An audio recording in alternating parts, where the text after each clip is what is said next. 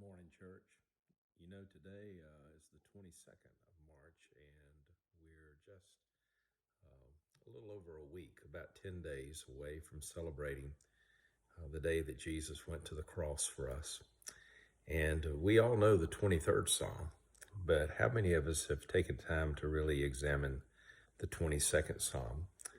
Because interestingly enough, as you read it today, being the 22nd day of the month, you'll see that the very first verse is a direct quote that Jesus used on the cross when, at that very moment that he took your sin and my sin upon himself, he realized that he was being separated in his fellowship from his Father because of my sin and yours.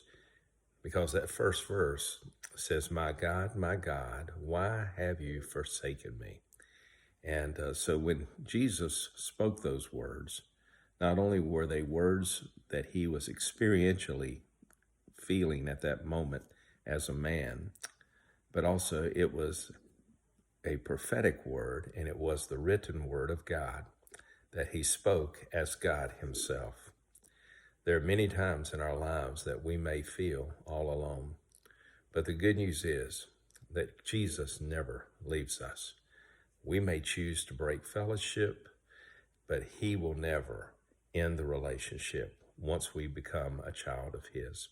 And so today, as we begin a week where we're starting to really focus on worship and glorifying him, would you just take glory in the fact that you know that he will never leave you? And will you bring glory to his name today? That as you go and as you come across people that are really hurting, those that feel abandoned or disappointed or disillusioned, that you'll remind them that they can find all the hope that they need in Jesus Christ, that Jesus will never forsake them, and that he will always be there for us in our greatest times of need as well as in those good times as well.